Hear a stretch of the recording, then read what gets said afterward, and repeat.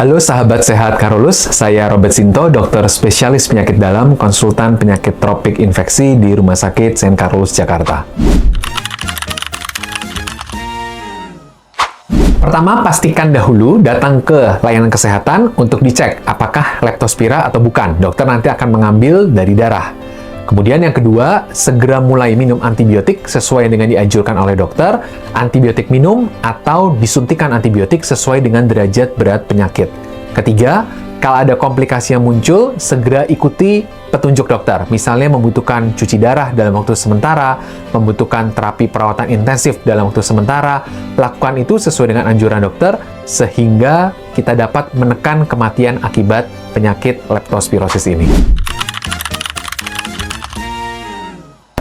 Leptospirosis adalah penyakit infeksi yang disebabkan oleh bakteri Leptospira. Nah, dapat mengakibatkan berbagai gejala penyakit, mulai dari yang ringan, sederhana, sampai yang berat, bahkan bisa juga mengakibatkan kematian. Nah, cara penularannya adalah ada bakteri Leptospira tersebut yang kemudian ada di air yang kotor yang tergenang misalnya, kemudian di tubuh pasien tersebut sedang ada luka, dia masuk melalui luka tersebut, atau melalui selaput lendir mata misalnya, atau rongga mulut. Nah, itu bisa menjadi cara Leptospira yang ada di air tersebut masuk ke dalam tubuh seseorang sampai mengakibatkan infeksi.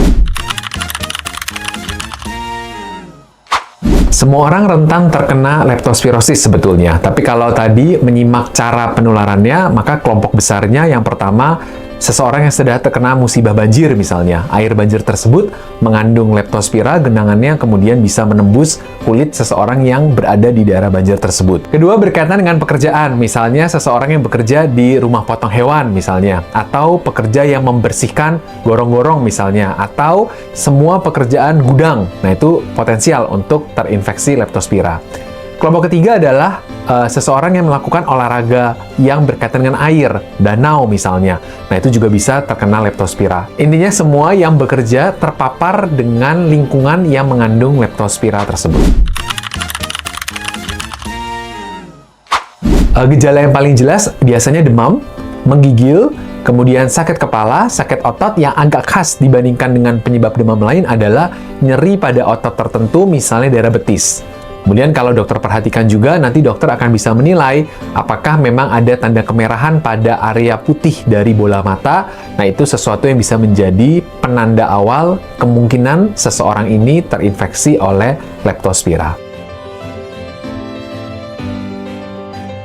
Pengobatan akan sangat tergantung dari derajat berat penyakit.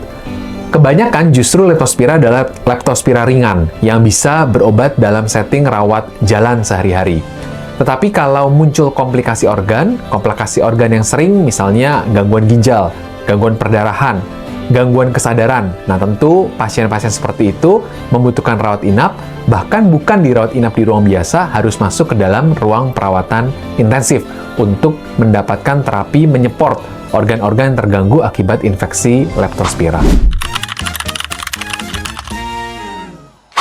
Pencegahan yang paling utama adalah menghindarkan kontak dengan area yang memang terinfeksi oleh Leptospira. Jadi kalau kita berada di lingkungan yang berair misalnya, maka kita harus pakai alat pengaman yang sesuai. Jadi pakai sepatu bot yang tinggi misalnya. Tangan dengan menggunakan sarung tangan plastik yang memang menutup, bukan yang pendek tapi menutup sampai area yang tidak langsung berhubungan dengan air yang terkontaminasi atau mengandung Leptospira tersebut. Yang lain lagi adalah mencuci tangan sesudah berada di area tersebut, sehingga ketika kita hendak makan, hendak melakukan aktivitas lain, tangan kita sudah tidak lagi tertular oleh Leptospira yang ada. Bagian penting lain adalah segera identifikasi dini. Kalau memang ada gejala yang mencurigakan, datang ke dokter sehingga bisa dipastikan ini Leptospira atau bukan, sehingga antibiotik dapat segera diberikan sebelum komplikasi lebih lanjut muncul. Terima kasih, semoga senantiasa kita semua diberi kesehatan. Sampai berjumpa di acara edukasi berikutnya. Salam sehat!